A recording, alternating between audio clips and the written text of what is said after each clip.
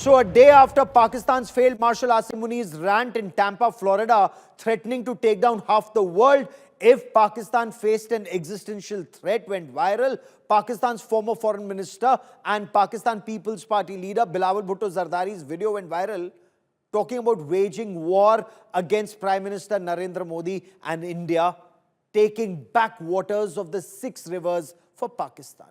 Very clearly, the Indus Waters Treaty being held in abeyance is playing very heavily on the minds of Pakistanis, whether it's their army chief or their political leadership. It is their use of terror as an instrument of state policy against India, threatening to target our oil refineries, attacking or talking about attacking our vulnerabilities from the east moving west, and the silence of the United States for over 24 hours that remains a cause for grave concern for India.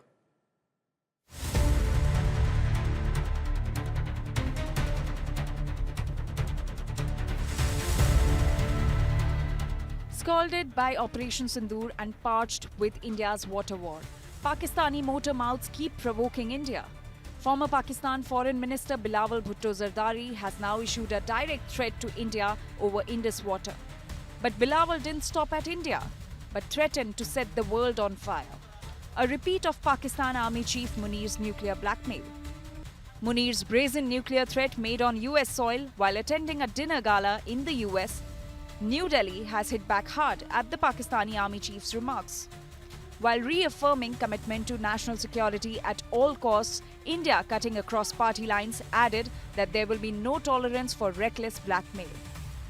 United states की सरजमीन में बैठकर वो भारत को nuclear threat दे रहे हैं और बिल्कुल ही एक सड़क छाप आदमी की तरह की जबान इस्तेमाल कर रहे हैं। तो हमारा मानना ये है कि एक पॉलिटिकल मोदी गवर्नमेंट की तरफ से एक पॉलिटिकल रिस्पांस आना चाहिए। इसे एमईए का स्टेटमेंट आया। While US President Donald Trump has been silent, former Pentagon official Michael Rubin saw an Osama bin Laden in Asim Munir. Pakistan meanwhile scored a major diplomatic boost in the US. The Trump administration added the Baloch Liberation Army to the list of global terror group. The Baloch fighters have been battling the oppressive Pakistan rule and its numerous war crimes.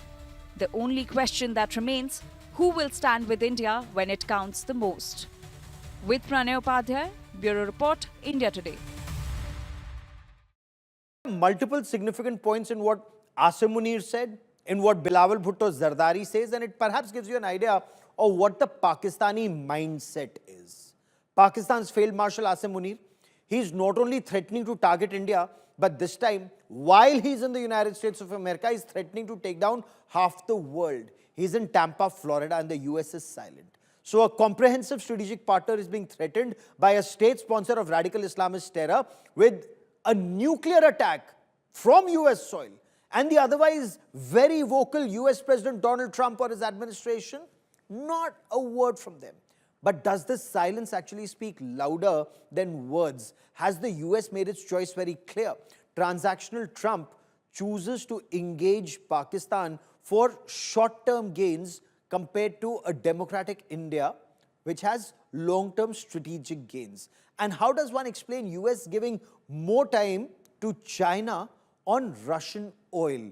Is that US fears, especially at a time when there are bulk orders in China for the Christmas season and the New Year's? Now, joining me on India First is Ambassador Veena Sikri, a former top diplomat, has been a High Commissioner to Bangladesh. Dr. Tara Karthas, former Director of the National Security Council Secretariat.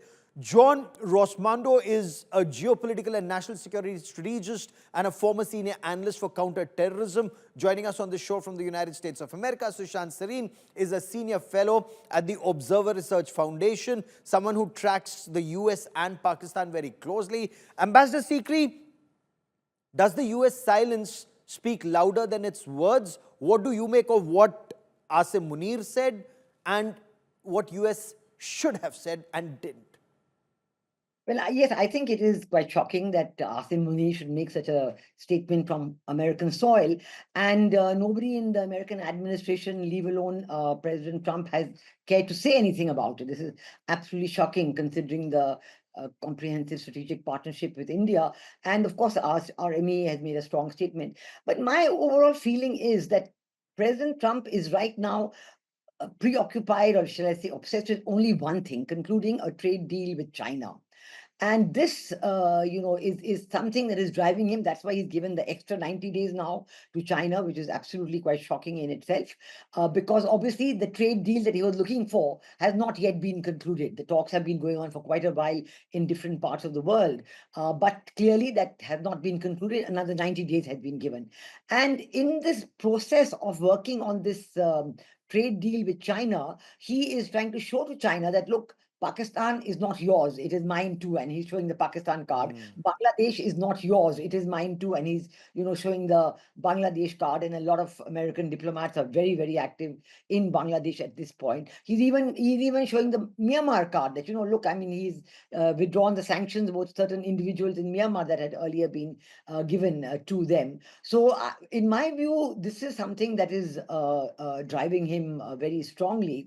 But I can agree that certainly for what this means for the India-US strategic partnership is something that we have to look at very carefully, because the business of putting a 50%, the 20% extra tariff on India just for buying Russian oil at a time when China is buying much more Russian oil. Turkey, a NATO member, is buying more Russian oil from Russia than India does.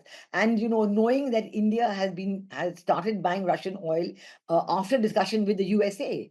Eric Garcetti had made a very clear statement that we asked India to buy Russian oil with a price cap, so as to keep the. So all indications he doesn't care. Dr. Tara Kartha, transactional Trump chooses Pakistan over a comprehensive strategic partner, India.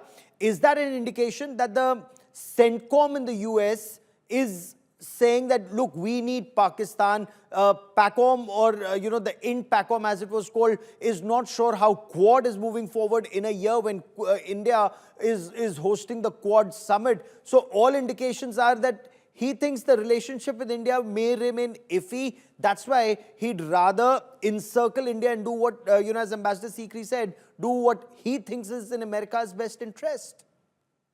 Well, I think the Americans have always acted in their best interest. I mean, they have never bothered about any ally. Forget about us. It's not, they don't even bother. I mean, look at that pipeline which burst, which was in Europe, the Russia-Europe pipeline. Has there any investigation been done into that? Nothing. So let's not go down that road. However, I do believe what you're saying is absolutely right. This whole Asim Munir, going to Washington, the second time around again he goes, he's going for Kurilla's retirement party. This is a CENTCOM rewards program. It's very clear. And in that, I would also include that BLA Majid Brigade designation. BLA was already designated. Now you've got this Majid Brigade. This is all a return gifts issue which is going on. And it is, if you see the readout of between Secretary Rubio and Foreign Minister Dar between Pakistan, it only talks about one thing in specific, that is Iran. So there is a very strong wave, different ways, I don't know how, where Pakistan is being used for Iran, and also counter-terrorism they're saying counter-terrorism on Islamic State, which is Pakistan's, little toffee which they can use when they want to go and but this whole rant which you referred to, at some level it is, I mean, at one level you don't know whether to laugh or to cry, right? I mean, the kind of things he said, but it's a very serious thing, and there will be parts of the United States government which will not look very kindly on this. There is a strong non-proliferation lobby which will see this statement as dangerous, and that is what we need to build on. Okay. Sushant Sareen, there are American analysts who've described Asim Munir as Osama bin Laden in a suit or a uniform. Now, is Asim Munir signaling to the world, dare not ignore the Pakistani nukes despite Operation Sindoor, because I will not just take down India, I will self-destruct unless you pay me more money, and America wants to pay him more money to counter, in your appreciation, counter China or checkmate Iran? Look, I think it's a rather complicated situation. If what Ambassador Sikri and Tara are saying is correct, I'm not so worried. Then it's fine. It's just fun and games. My fear is that it's a lot worse than that. And we might be making a mistake if we think that what is happening currently between India and the United States is a kind of an aberration. And like Tara says, that there are people in the non-proliferation lobby who will be very angry, fat lot of good that will do to us. And what is the influence that they wield in the American system today? Unless you're Steve Witkoff or you're some other crony of Trump, what is the influence you wield in the United States today? Right? Whom does he listen to? Does he listen to any of those various professionals in the various newspapers in the think tank? He doesn't listen to anybody, right? And it's very clear the direction in which things are moving. Now, initially, I would have been of the same view as my other two colleagues, but I think that increasingly we are seeing signs that this is a relationship which is probably already a train wreck. The damage is not It's being already a witnessed as of train wreck. it's already a train wreck, yeah. Tell me something. Gaurav, I have been hearing for at least the last 25, 30 years, we cannot trust the Americans. Okay. Yes. And a lot of us who were very keen on a closer relationship with the United States, we used to say that no, that is something which was in the past. And we were always told that the Americans deliberately prop up the Pakistanis as a lever against India. This was, call it folklore, call it what you want, call it Yes. legend, folklore, give it whatever name you want. And a lot of us were very skeptical about it. Today, I think there is a lot of truth in that. Because if Trump, as people like Hussein Haqqani and others are suggesting, is using Pakistan to finger us to get some concessions out of us, then it proves to me that you are now using a country like Pakistan as a lever against me, which is exactly what was being said about the United States in the past, that it will never let peace come in the South Asian region because it wants to keep these guys going hammer and tongs. Now, that is one way of looking at it. The other way of looking at it is that Trump wants that India and Pakistan should become friends so that he can do business, and that is it. And he doesn't care about history. He does not care about the reality of the situation. He does not care about the complications out here. Okay. He has decided in his own mind that this is what must happen. And so, yes, Asim Munir is here. So, Modi, why don't you come over and I'll make you guys shake hands, take a picture, and yes, peace has been established. Is And give this me a the way? Nobel Prize. Okay. Yeah, so I think there is something much, much, much worse which is underway. And the sooner we prepare ourselves for whatever is likely to follow, the better it will be for So us. I'll just come to you Otherwise, to elaborate on what is this much, much, much worse, because there are many analysts who are now saying, what you've just said, don't trust the Americans, and we've always told you so. So John Rosmando, your appreciation, what explains the US silence over Asim Munir's desperate rant of taking down half the world if Pakistan faced an existential threat? From the US, you have Pakistan that's issuing a nuclear threat to a comprehensive strategic partner of the US, and not a word from there, sir. Well, I think that there's a lot of, very muddled, pro-Pakistan sentiment in the State Department, and President Trump is likely listening to, pro-Pakistan sentiments, in the State Department that, look the other way to Pakistan's support for terrorism. In this recent designation of the Balochistan Liberation Army as a terrorist organization is a effort to build closer ties with Pakistan, despite looking at Pakistan's support for the jihadis who carried out the Pahalgam attacks last spring. The only thing that they're justify this on is the fact that the BLA trained in Al Qaeda camps in Afghanistan. No, but Donald Trump is the Americans are supposed to be smarter, considering you were able to hunt down, track and neutralize Osama bin Laden. SEAL Team 6 went in and neutralized Osama bin Laden, the man who was responsible for killing close to 3,000 people in 9/11. More than, close to 3,000 people were killed in Afghanistan, traced back a large number to Haqqani network, aided, abetted, funded and fueled by Pakistan, and yet today Pakistan is America's best friend. Why? Is this a Nobel Prize? Cryptocurrency? Even in Pakistan, people are very skeptical about oil being found in Balochistan.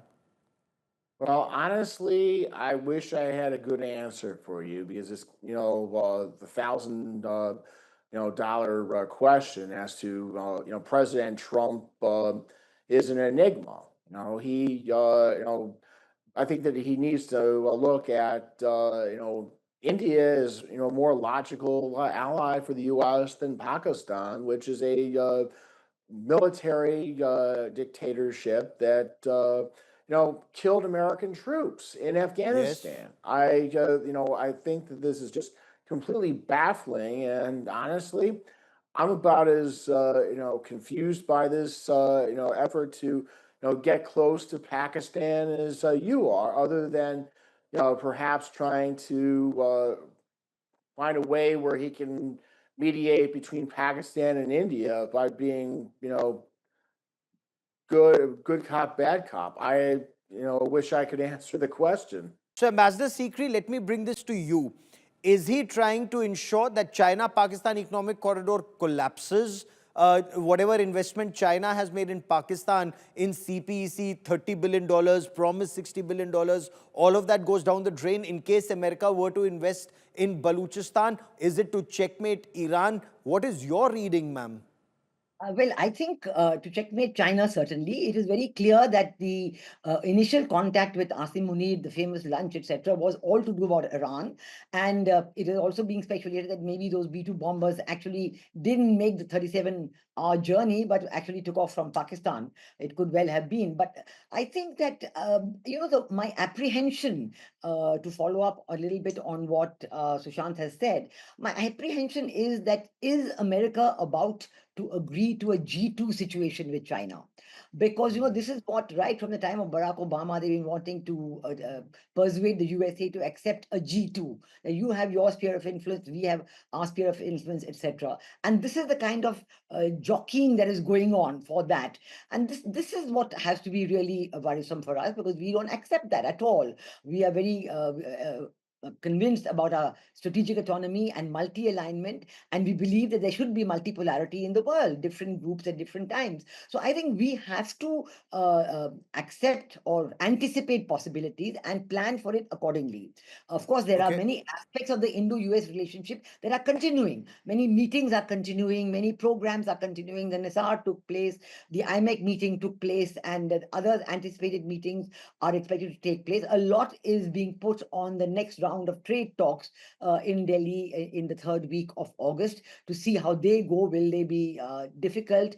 A lot is being also put on the summit between President Putin and President Trump this Friday. In Alaska, yes. From now in Alaska. So I think these are a lot of moving parts, but we have to be prepared. We have to anticipate all of this and continue with our programs. You had a very good FTA with the UK, and we are prepared to do one with the EU. I think all are going to go on. So our focus on multipolarity will remain. We are not going to change that. So this is very important, that we're not going to change our progress of. So before I bring in Dr. Tara Kartha, Sushant Sareen, elaborate on what you think could happen, which is much, much worse in the times to come.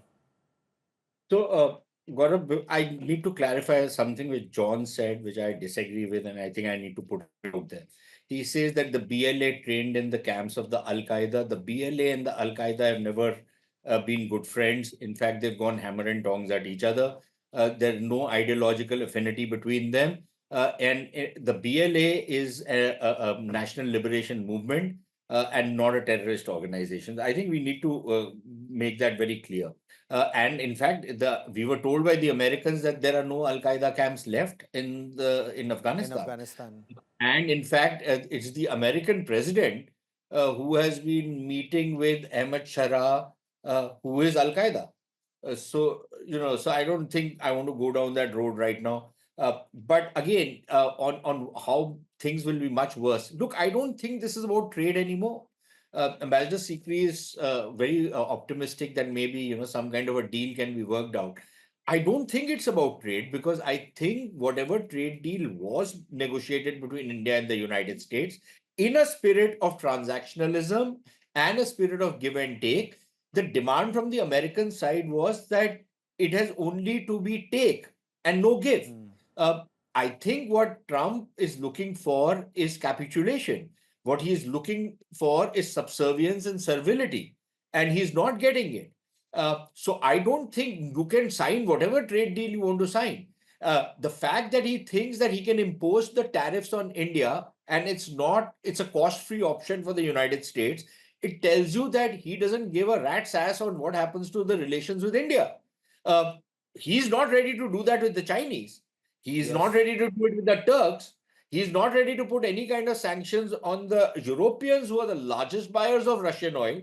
But he thinks that he can target India, and that's a cost-free option. So, let's smell the coffee, yaar. Come on, let's be clear about it. The guy Okay. is deliberately trying to burn this relationship down. Uh, if you want, you can try and save it for whatever it's worth. But I don't see much prospect of it, at least for the next 3.5 years.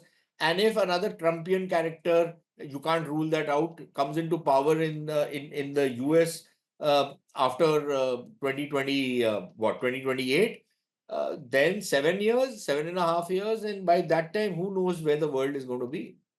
Okay, Dr. Tarakartha, is that also your appreciation before I bring in, John to respond to this, that Trump doesn't care about India-US relationship anymore, and by all accounts, it would seem so, and the relationship had started fraying. Now, was it just because India did not recommend him for a Nobel Prize or, accept his false claims that he had a role to play in the ceasefire? Could that be the only reason, or is there a deeper game at play here? There are some who are talking about even in the Biden administration, when they messed around in Bangladesh, the aim was regime change Bangladesh, regime change India next. Regime change Bangladesh, certainly. I mean, there's no two ways on that. I think Ambassador Sikri and I have discussed this earlier also. Regime Yes. change in India, all I can say is that historically, no US administration has been comfortable with a country which has a very solid leadership, strong leadership. I mean, vis-a-vis, just look at the continuing tensions between Washington and France, for instance. They've never liked the French. They never liked the French independent nuclear deterrent. So that is a tradition. But I wouldn't go so far as to say that the relationship is on the rocks, because, like I always tell you, trade, it's political theater. That is what Okay. he's doing, and underneath that is the relationship which goes on in multiple areas. So Right? There's a one. trade, technology, strategic partnership, defense, these are three core areas where the effort was to take it forward. If trade is collapsing, technology and strategic partnership, are we moving forward on critical defense technology? Clearly not. I mean, some G404 engines, they may finally start sending. Ambassador Sikri, you wanted to come in the last 30 seconds. I want this part of the show. Yeah, Go on, ma'am. yeah. No, but actually, I think that I don't think one should have a completely doomsday approach to this, because then it prevents us from preparing a fight back, a recovery. It prevents all of that. I think that we have to wait and see what is the blowback within USA on the tariffs. It's not too sanguine, because with the prices going up, there's a pressure building up, and also the blowback on things like, are we going to buy the F-35s anymore? Are we going to go through with some Hopefully defense not. deals? A lot have been put on hold. So, this is a kind of a situation which each side is looking at very carefully. Now, why this whole Trump thing began with Pakistan, whether it was the cryptocurrency, whether it was the visits by, Gentry Beach and others to the US, to Pakistan, and the resultant, it's something because it's so diametrically opposite to what President Trump said in his first term. So this zigzagging means that there could be a zag after the zig. So I think that we are going to keep on to our own foreign policy of strategic autonomy. We're going to, hunker in terms of doing our relations with other groups, working on our relationships with Southeast Asia, with Africa, a lot of other countries. And I think we already see, as far as trade with USA is concerned, the 25% tariffs on certain items. There also, pharma is exempt, iPhones are exempt, all that is exempt. So whatever is impacted, to look at different alternative markets for those, all that is there. And in the meanwhile, you assess and you see what you can do and where you can get in on that. But I think that, on Balochistan, it's a big blow for the Balochistan movement. And, the authors like Selik Harrison have also supported independence for Balochistan, so there's a great groundswell across the world. And now to ban both the Majid Brigade and the BLA, this is,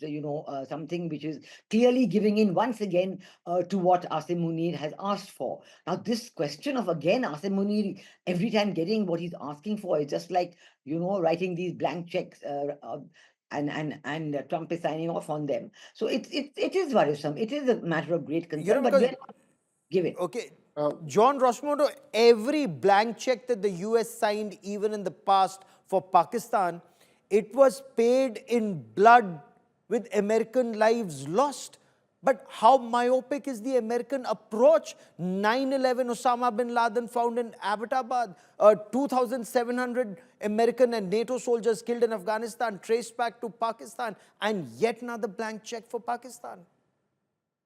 Well, I think the one thing that Veena kind of alluded to is Trump's desire to isolate China. I mean, the BLA targeted the China-Pakistan economic corridor, and perhaps Trump is trying or thinks that he can wean Pakistan away from its dependence on China. That's the only logical or strategic angle that I can think of that Trump is trying to do, because you have the Gwadar port that China has been developing, Karachi. So I think that is about the only strategic angle that I can find with providing Pakistan with carrots. However, as you point out, U.S. policy toward Pakistan in the past has been a complete and utter disaster. I mean, going to Osama bin Laden, Afghanistan, where the Afghan army and U.S. forces found ISI, people alongside dead Taliban. So I think, the U.S. needs to be careful in what it's doing here, and President Trump needs to beware. I just hope the, saner minds prevail in the United States of America. But I guess all eyes now on that meeting in Alaska between President Trump and President Putin. Will something emerge from there? And is this India-US relationship a train wreck, or can it still be salvaged? We'll watch that story closely. To all my guests, many thanks for joining me. So there is now this intense battle that's taking place between those who call themselves dog lovers and those who say they want their colonies and their environment free of that threat of being bitten by a stray dog. This after a division bench of Justices J.B. Partiwala and R.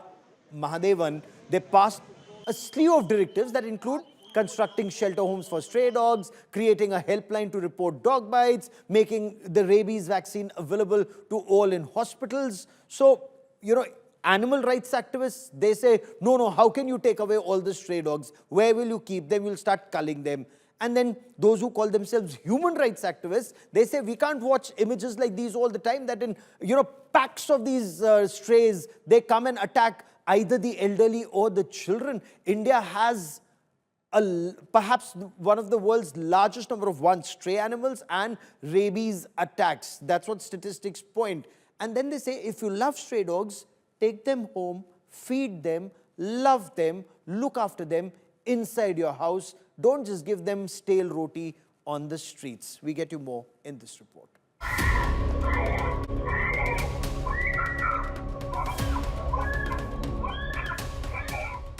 fight over stray dogs reaches the streets.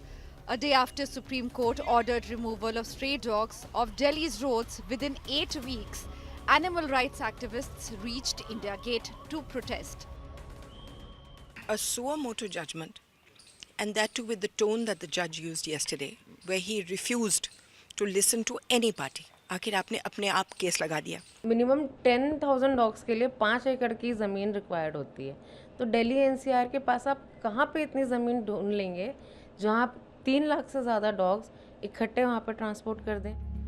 Leader of opposition Rahul Gandhi called the court order a step back from decades of humane, science-backed policy. He added that blanket removals are cruel, short-sighted and strip us of compassion. लोगों की भी घटनाएं ऐसी सामने आई हैं जहां पे उनको काटा गया है, पर आज परिस्थिति इस हाल पे क्यों पहुंची? क्योंकि एक नाकाम म्युनिसिपल कॉर्पोरेशन और एक नाकाम देश की संस्था जिन्होंने उनको इस पे मजबूर कर दिया है. Delhi Chief Minister Rekha Gupta meanwhile backed the order. ये प्रॉब्लम जिस विकराल रूप धारण करके दिल्ली के सामने खड़ी है, इसमें सरकार की ईमानदारी के साथ में समाधान देना ये बहुत महत्वपूर्ण है. MCD officials admit the order will be tough to execute on time. अभी इस व्यवस्था को थोड़ा टाइम लगेगा, मगर जो स्टॉक डॉग की मतलब जगह बढ़ानी पड़ेगी या कोई ऐसा सेंटर होम बनाना पड़ेगा, तो ये सारी चीज़ करनी पड़ेगी. On the ground, the situation is far from positive. One MCD shelter in Lajpat Nagar is locked up. This is called the MCD ABC unit, which is run under the Animal India Trust. It is registered trust, and we have knocked 2-3 times, but there is no one here to actually open the doors of the shelter. There are dogs barking inside, and but this seems to be the grim reality of the shelters in Delhi at the moment. Another center at Masoodpur is overcrowded and understaffed. All these dogs are brought here, they are kept here, they are neutered, and then they are kept for observation for some time, and then they are released into their natural habitat. But of course, the situation seems to be deplorable because the entire center needs a little bit organization. There is no cleaning as such, and there is staff shortage as well. One major sterilization center in Tughlakabad is run by an NGO with a past full of complaints, including cruelty and rule violations. Doctors allotted from this center are not present right now. They have not come over here. We are not saying that this is an excuse, but we are just giving you the real picture that a center exists. 2 doctors are supposed to be here, but they are not present over here. The MCD center is tendered to an NGO in Gujarat. These are the things that we need to highlight. The operational challenges are very different from what it is written on paper. Ideally, an ABC center should be running in the proper manner. The doctors should be present, and clearly it shouldn't be shut down like the one that we see here right now. Caught between advocates of humane care and those who want a cleanup, Delhi's stray dog crisis shows no sign of settling. With Milan Sharma and Shreya Chatterjee, Bureau Report, India Today. So let's get you all sides of the story here on India First. Joining me on the show is Gauri Mulekhi, a very well-respected animal welfare activist and trustee. Syed Asad Abbas is a citizens' rights activist. Gauri Mulekhi, there are statistics that are being put forward that say 36% of rabies deaths take place in India. Our country has the world's largest stray dog population. We've also seen, and we're putting out those horrifying videos of packs of dogs attacking children and the elderly. And there is no provocation in these. And I want to put out those pictures. Look at that little child being attacked by a pack of dogs. So clearly safety or a safe environment for children and the elderly more important than feeding strays.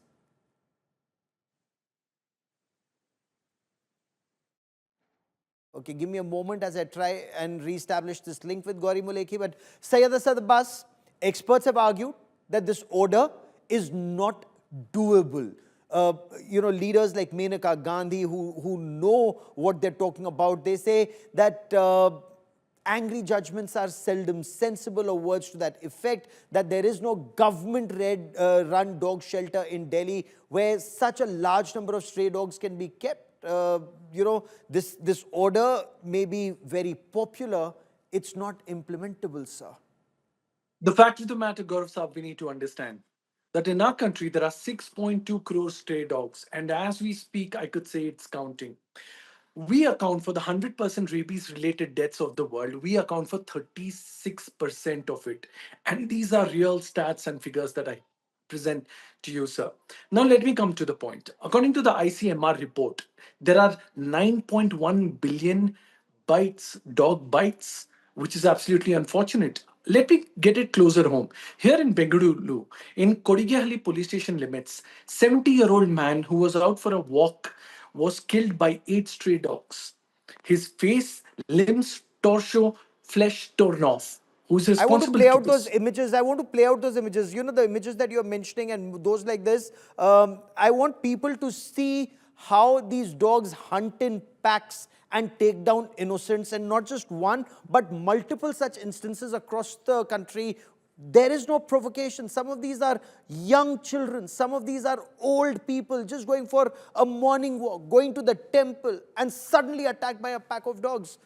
Complete your point. I think I have Gauri Muleki Yes, back, but yes. complete your point, sir. So, yes, Hubballi, kilometers from Bengaluru. 3-year-old, unprovoked, 3-year-old child was killed by stray dogs. Meerut, a 3-month-old baby was mauled to death. Punjab, Haryana, Gujarat, and the list is huge. Thousands of deaths. Who is responsible? The fact of the matter we need to understand is the Supreme Court has asked for a shelter home. Not just that, vaccination, sterilization, which needs to come through. CCTV monitored. Also, let us understand that we need to take strong measures here. And the Supreme Court is absolutely right, as no more elderly or the children can be harmed by this menace. I know a lot of my friends who are animal rights activists. They said, do not use the word stray dog menace. Why not? Let me look in their eye and tell today, had it happened to their own kids, had it happened to their own near ones, dear ones, would they still not call it a menace? I Let me bring in completely Gauri stand with the Muleki. Supreme Court on this front. Okay, sir. And Let me bring we in Gauri must Muleki. abide by Let the me bring same. in Gauri Muleki to respond to this, ma'am. You know, those horrifying images of packs of dogs attacking children or the elderly without being provoked. Now, the society also has a right to be safe. Stray dogs, keep them perhaps in an area where you can feed them, look after them, but not where they're a menace to the society at large.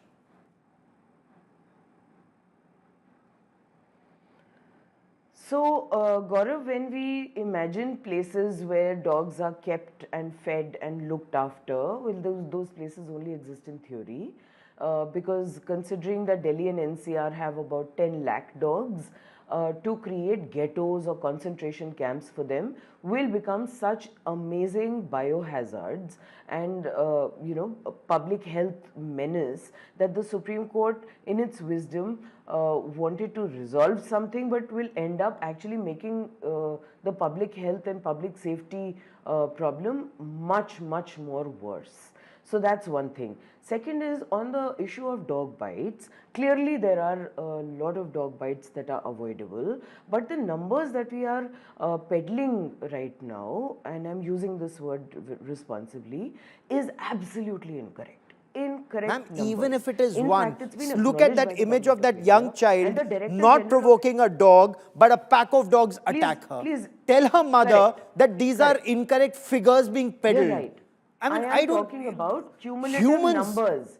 Gaurav, I'm talking about individual cumulative numbers cases. of dog Let's bites also in the talk country. individual The cases. They're Director equally General of important. Health Services, Government of India, has written to all the states that for every dispensed vial of post-exposure rabies vaccine, you are tagging one dog bite. in 5 successive doses, actually 5 dog bites are getting recorded. Which of these bites are from pet dogs is not getting recorded. So this year itself, a regime has been placed by the central government on all state governments. Delhi has still not started recording dog bites in that particular manner, which would segregate pet dogs from street dogs and would avoid duplication of entry of dog bites. Currently, your numbers are extremely exaggerated, so that's one thing.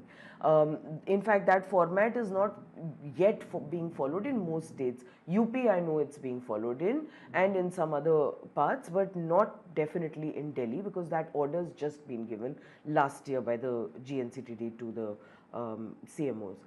So clearly some incidents are avoidable and very unfortunate, but we also have to see these incidents occur more in places where unneutered dogs exist, where people are hostile to dogs. So if specifically we can make a policy for dogs that are unneutered, for where there are lactating mothers which have more of a tendency to bite, to concentrate animal birth control programs in a scientific manner over there.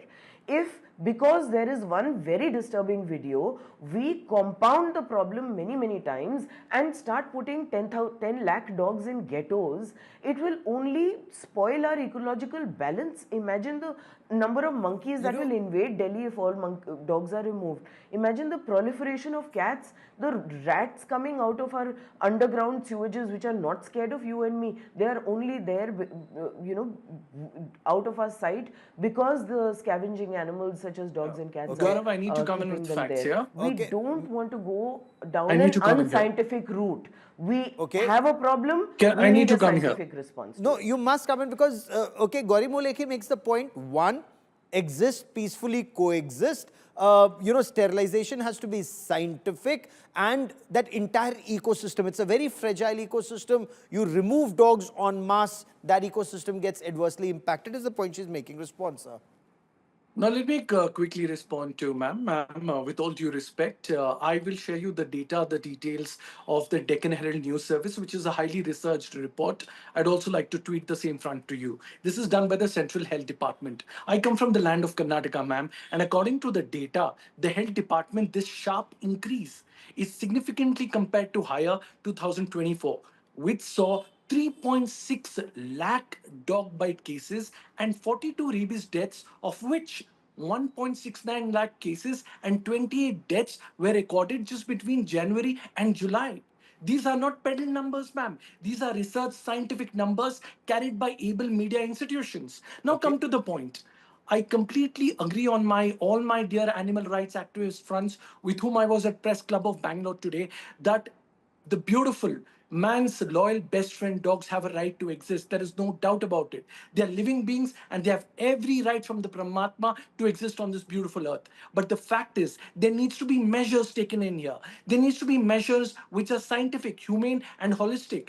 If you have carefully read the judgment of the Supreme Court, ma'am, what does it advise? It is only not talking about capturing dogs and taking them away in the far off land. No, ma'am. They're talking of scientific measures, the right form of sterilization, implementation of the Animal Birth Control Bill 2023 to take place. They also speak of vaccination. They also speak of let me providing break this down. hygienic food and water. Just 30 seconds. So, where will the funds, there's a question of 30 seconds. And it Just would, 30 it seconds, would ma'am. I resolve did not everything interrupt you. if the Supreme Sure, 30 Court's order seconds, please. talks about Ma'am, I did not interrupt you, implementation ma'am. of the Animal Ma'am, Birth can I Control get 30 rules. seconds, please? Thank you. The Supreme Court also speaks of provision of hygienic food and water. Most importantly, that no dogs are dealt with cruelty. CCTV put to be formed there. And this, starting in where will Delhi, the funding will be come from? implemented across the country. Syed, the question remains, where will the funding come from? Which agency will fund it? Do we have those kind of funds? But Gauri Mulekhi, just take it step by step, because the state, the MCD and the NDMC, according to the Supreme Court, should begin with 5,000 dogs in the next 6 to 8 weeks. Now, everyone's saying, 10 lakh kutto ka kya hoga? Arey, start small. Start with 5,000. That's what the court is saying. Do it at the earliest. Start picking up strays from all localities, but go first in the vulnerable localities, in cities as well as areas on the outskirts. How to do this? Authorities know best. However, first and foremost, exercise to so that all localities, make sure that this exercise ensures that all localities are free of strays. There should not be any compromise on taking this, undertaking this exercise. The court also warns that if any individual or any organization comes in the way of picking up a stray dog or routinely rounding them up, then the courts will proceed sternly against them. So, ma'am, if there is a pilot project that is being undertaken, if it makes our localities safer, our children safer, our elderly safer, why is everyone so against this order? Let there be a pilot project. Well, the order, Gaurav, the order is not out yet. But since I have witnessed the hearing, Yes. I can say this with complete confidence that what my dear friend Syed's imagination is taking him to good food, no cruelty, no such thing was dictated in the order at all. Sure, no, Otherwise, he's it quoting a wouldn't different have report. happened. I am quoting from what happened in Virtual court hearing. in terms I'm of sure a lot of 5,000. people have heard the hearing. No such, in fact, not even any mention of animal birth control rules 2023 was mentioned. Yeah, I'm not going by, the no, court. ma'am. It would be great. It would Just be a respond to welcome what I step asked you. If these things Respond are to what inserted in I the asked order. you. However, yeah.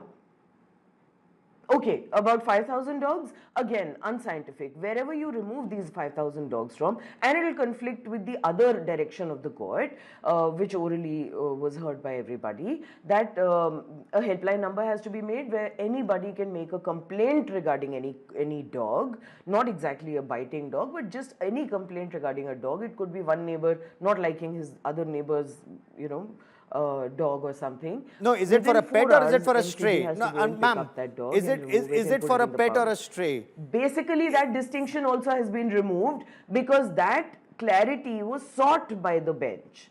By the bar to the bench, that clarity was asked for. That would this apply only to pet dogs or street dogs? The bench refused to give that clarity.